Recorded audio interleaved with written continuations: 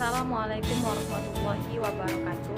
Perkenalkan, nama saya Siti Lestari, NIM F1D11906. Saya Ariansa, NIM F1D11961. Saya Abdul Rahman, NIM F1D11969. Kami dari program studi Teknik Pertambangan, Fakultas Sains dan Teknologi Universitas Negeri Jambi, angkatan tahun 2019. Nah, di sini pada video kali ini kami akan menjelaskan tentang tugas kuliah kami, yaitu dengan mata kuliah Mekanika Fluida dengan dosen pengampu Bapak Lutfi Wahyudi STMT. Nah, pada video ini kami akan membahas tentang penerapan dan manfaat pelajaran mekanika fluida dalam dunia pertambangan atau dalam ilmu pertambangan. Baiklah, saya akan sedikit menjelaskan tentang mekanika. Mekanika berasal dari bahasa Yunani, yaitu mechanikus, yaitu seorang yang ahli di bidang mesin. Jenis ilmu khusus yang mempelajari tentang fungsi dan juga pelaksanaan mesin, alat, dan juga benda yang seperti mesin. Mekanika merupakan bagian yang sangat penting dalam ilmu fisika, terutama untuk ahli sains dan juga ahli teknik mekanik. Mekanikus juga berarti ilmu pengetahuan yang mempelajari suatu gerakan pada benda serta efek yang dihasilkan oleh gaya. Cabang ilmu mekanika dibagi dua, yaitu mekanika statis dan juga mekanika dinamik. Mekanika statis adalah suatu teori probabilitas yang memasukkan matematika untuk menangani gerakan partikel atau objek yang dikenai suatu gaya. Sedangkan dinamika adalah cabang ilmu fisika terutama untuk mekanika klasik yang mempelajari gaya atau torsi pada efek dan juga gerak. Hubungan antara mekanika dengan dunia pertambangan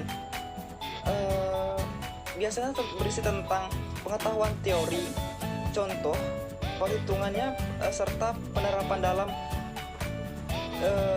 desain arsitektur dalam pertambangan. Baiklah, penjelasan berikutnya akan dijelaskan oleh Abdul Rahman. Berbicara tentang penerapan dan manfaat mekanika fluida dalam pertambangan. Apa yang terjadi jika di dalam pertambangan tidak terdapat ilmu mekanika fluida? Ya, tentu saja kegiatan dalam pertambangan akan sulit dilaksanakan, serta eksplorasi dalam pertambangan akan mengalami hambatan. Dan juga kita membutuhkan waktu, tenaga, serta biaya yang relatif lebih besar.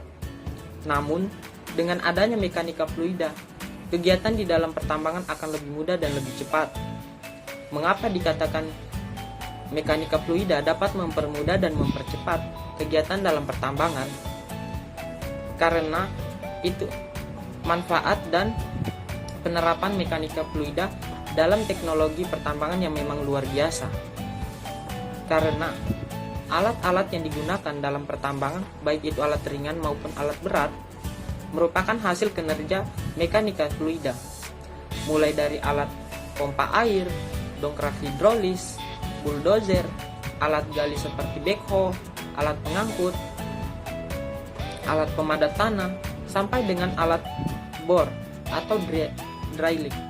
Baiklah, dimana teman saya tadi sudah mengatakan atau menjelaskan tentang manfaat tambang nih. Sebelum saya menjelaskan lagi manfaat tambangnya, di sini saya akan menjelaskan tentang ini nih, permasalahan tambang. Nah, dimana kan biasanya di masanya itu air ini adalah permasalahan yang besar bagi seorang tambang. Nah, misalnya nih, air itu kan dapat mengurangi hasil produksi.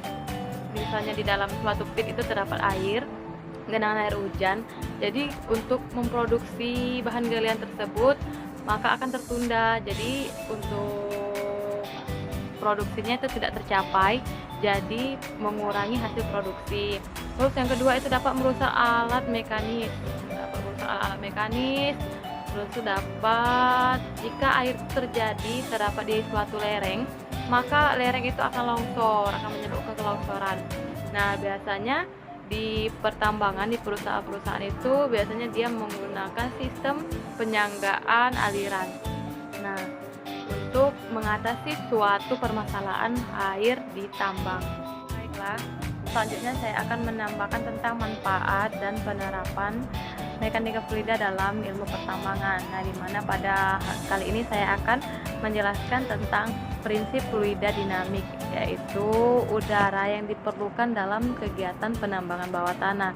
Nah, yaitu biasanya di tambang bawah tanah itu dibuat sistem ventilasi untuk memberikan asupan udara bersih bagi pekerja tambang, juga untuk alat-alat mekanis di lokasi tambang bawah tanah tersebut. Nah, ventilasi yang baik akan mampu memberikan suplai udara bersih dan baik, serta akan mengeluarkan udara-udara berbahaya atau udara kotor, gas tentunya, gas lain di dalam tambang, sehingga memberikan ruang kerja tambang bawah tanah tersebut dengan nyaman dan bersih, tanpa ada keracunan gas yang terdapat di tambang bawah tanah tersebut karena adanya sistem ventilasi tersebut. Selanjutnya yaitu tanpa ventilasi yang memadai. Nah, niscaya sulit untuk meneruskan aktivitas tambang. Ada beberapa prinsip pengaturan jaringan di tambang bawah tanah, yaitu udara akan mengalir dari suhu rendah ke suhu tinggi. Nah, dari tekanan tinggi ke tekanan rendah, udara akan lebih banyak mengalir dari jalur ventilasi dengan resistansi yang lebih kecil dibandingkan dengan jalur resistansi yang besar. Nah, maka di sini hukum-hukum mekanika fluida akan selalu diikuti dalam perhitungan dalam ventilasi pertambangan bawah tanah. Dari penjabaran di atas, kita dapat menyimpulkan bahwa ilmu mekanika fluida sangat bermanfaat dalam kehidupan sehari-hari dan terkhusus sangat bermanfaat dalam bidang pertambangan yang berupa alat-alat dan mesin, khususnya dengan sistem hidrolis yang akan sangat memudahkan kita melakukan kegiatan dan eksplorasi pertambangan. Sekian dan terima kasih.